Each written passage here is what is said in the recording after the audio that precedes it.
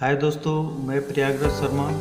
आज बात करूंगा ब्लास्टिंग ऑपरेशंस वर्क पार्ट 6 के बारे में। दोस्तों इसमें आज मैं बताऊंगा इसके tolerance measurement for payment rate के बारे में और इसमें कौन से पदार्थ यूज करना है, कौन से नहीं करना है। तो दोस्तों आप देख सकते हैं सेक्शन 300 में इसमें लिखा हुआ है दोस्तों कि only standard cartridge explosives prepared and packed by explosive manufacturing firms shall be used in pre-split holes.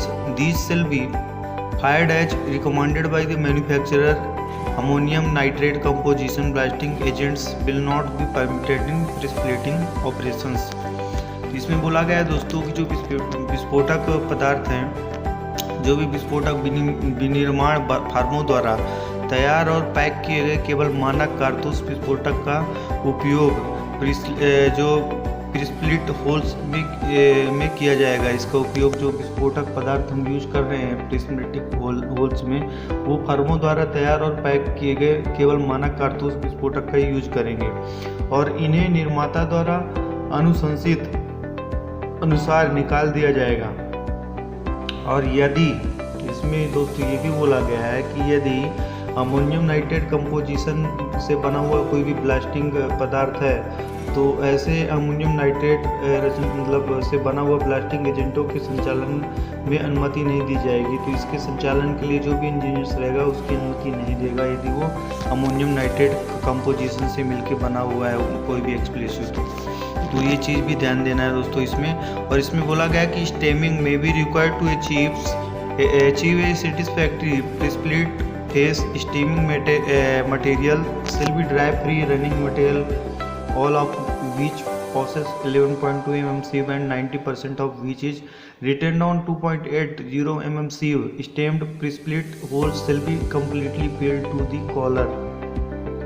इसमें कहा गया है दोस्तों कि जो संतोषजनक प्री-स्प्लिट फेस को प्राप्त करने के लिए स्टेमिंग की आवश्यकता हो सकती है और इसमें जो भी इसका स्टेमिंग सामग्री होगी, जो भी स्टेमिंग मटेरियल होगी वो सूखी मुक्त चलने वाली सामग्री हो, मतलब वो ड्राई होना चाहिए, फ्री रनिंग मटेरियल होना चाहिए, जिसमें से 11.2 mm मतलब छलनी मतलब जो भी हम सीव यूज करते हैं तो उस मटेरियल को हम 11.2 mm से पास करा सकें और 90% 2.80 mm की सीव में उसमें रिटेन करा सकें।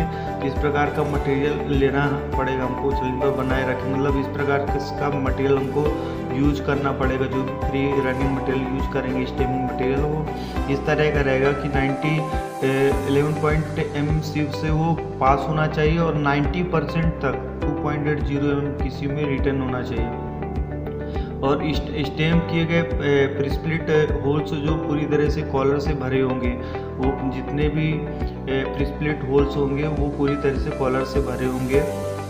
और all charge in each presplitting pattern shall be detonated simultaneously. इसमें जो प्रत्येक निर्धारित पैटर्न में सभी शुल्कों को एक साथ विस्फोट किया जाएगा। जितने भी इसमें प्री-स्प्लिटिंग है वो सभी को एक साथ विस्फोट किया जाएगा निर्धारित पैटर्न में। और इसके जो टॉलरेंस दोस्तों दिए हुए हैं कि the pre-splitting face shall not deviate more than 300 mm from the plane passing through the adjacent drill holes, except where the character of the rock is such that, as determined by the engineer, irregularities are unavoidable. When completed, the average plane of the slope shall conform to the slopes indicated on the plans, and no point on the completed slopes shall vary from the designated slopes by more than 300 mm. These tolerance shall be measured perpendicular to the plane of the slope. In case shall any portion of the slope encroach on the side drains. इसमें बोला गया है दोस्तों कि जो split face रहेंगे के समीप के ड्रिल होल्स से गुजरने वाले प्लेन से 300 mm से अधिक का विचलन नहीं करेगा और सिवाय इसके कि चट्टान का जो कैरेक्टर ऐसा हो जैसा कि इंजीनियर द्वारा निर्धारित किया गया हो।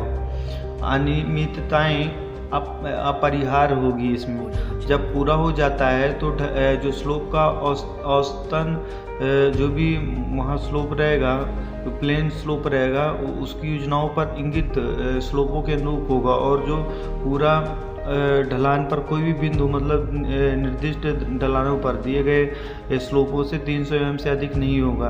और इन टॉलरेंस को के स्लोप के मतलब टॉलरेंस जो भी दिया गया है वो परपेंडिकुलर स्लोप के प्लेन स्लोप के परपेंडिकुलर मापा जाएगा। जो भी इसमें टॉलरेंस दिया जाएगा वो प्लेन स्लोप के परपेंडिकुलर मापा जाएगा, लंबवत मापा जाएगा।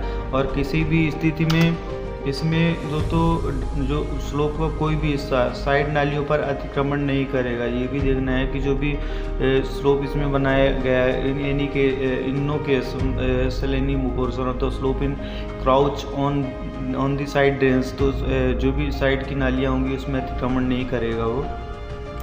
और as long as equally satisfactory presplit slope are obtained then either slope face may be presplit before drilling for protection blasting or presplitting the slope face and protection blasting may be done at the same time provided that the pre-splitting drill holes are fired with zero delay and the protection holes are delay starting at the row of holes farthest from the slope and progressing in the step to the row of holes nearest to the pre-split lines, which row shall be delayed at least 50 milliseconds. In either case of the pre-splitting holes shall extend either to the end of excavation or for a distance of not less than 15 meters beyond the limits of the protection holes to be detonated।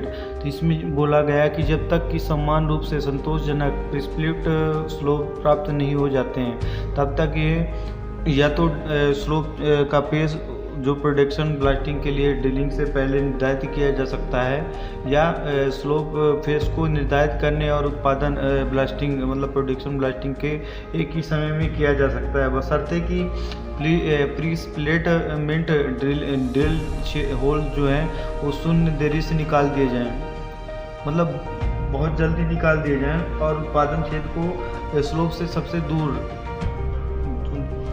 सबसे दूर whole की पंक्तियों में शुरू करने में देरी हो रही है, तो प्री प्लेट लाइनों के निकटतम छेद की पंक्तियों के चौड़ों में प्रगति हो रही है, जो कि पंक्ति को कम से कम 50 मिलीसेकंड में देरी होगी, 50 मिलीसेकंड में देरी होगी, या तो मामले में प्रिस्प्लिटिंग छेद या खुदाई के अंत तक या उत्पादन के छेद की सीमा से परे 15 मीटर से कम की दूरी के लिए विस्तारित नहीं किया जाएगा इसमें।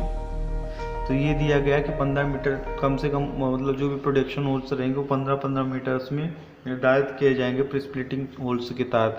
और इसमें 50 मिलीसेकंड की भी देरी हम नहीं कर सकते, जो पंक्ति को कम से कम 50 मिलीसेकंड की देरी मतलब होगी, इससे ज़्यादा नहीं होना चाहिए और वो विस्फोट हो जानी चाहिए, इस प्रकार से इसमें बताया गया है।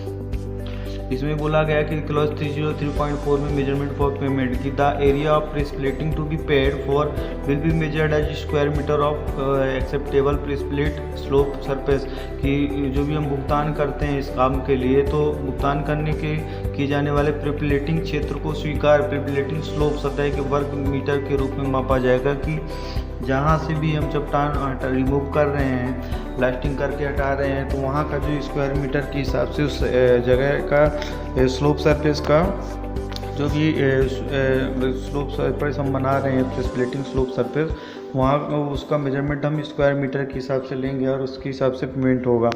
इसके बाद दोस्तों इसमें बोला गया कि the contract unit rate for presplitting work shall be payment in full for carrying out the required operations for obtaining acceptable pre-split slope surfaces. The quantity of rock exhibited through the production pre-split holes shall be paid for as per clause 301.39.1। इस clause में 303.5 clause में बोला गया है कि जो इसके rates रहेंगे वो काम करने की जो कॉन्ट्रैक्ट यूनिट जो भी इसमें कॉन्ट्रैक्ट यूनिट रेट तय किए गए हैं कि जो भी प्रीप्लेट ढलान सतहों को प्राप्त करने के लिए आवश्यक कार्यों को पूरा करने के लिए भुगतान किया जाएगा। जो भी हम प्रीप्लेट स्लोप बना रहे हैं उसमें, तो उसके लिए उसके भुगतान किया जाएगा उसके कॉन्ट्रैक्ट यूनिट रेट के हिसाब से। और उत्पादन के माध्यम से जो भी एक्सकवेशन किए गए चट्टानों की मात्रा के या प्रीप्लेट होल्स बनाए गए, तो छेदों को भुगतान धारा मतलब क्लॉज 301.9.1 के अनुसार किया जाएगा। इसमें जो भी पेमेंट्स किया जाएगा उसका, तो वो 301.9.1 के अनुसार किया जाएगा पूरा पेमेंट्स। तो इस प्रकार दोस्तों ब्लास्टिंग का काम हम करते हैं। पूरा डिटेल्स जो है आप 6 पार्ट्स में देख सकते हैं। ये जो भी ministry of road transportation and highway में बताया गया है, तो पूरी तरह से इस तरह से डिटेल्स बताई गई है। तो इस डिटेल्स को फॉलो करते हुए हमको ब्लास्टिंग ऑपरेशंस वर्क करने हैं। थैंक यू दोस्तों, thank you so much. Video देखने के लिए आपका धन्यवाद।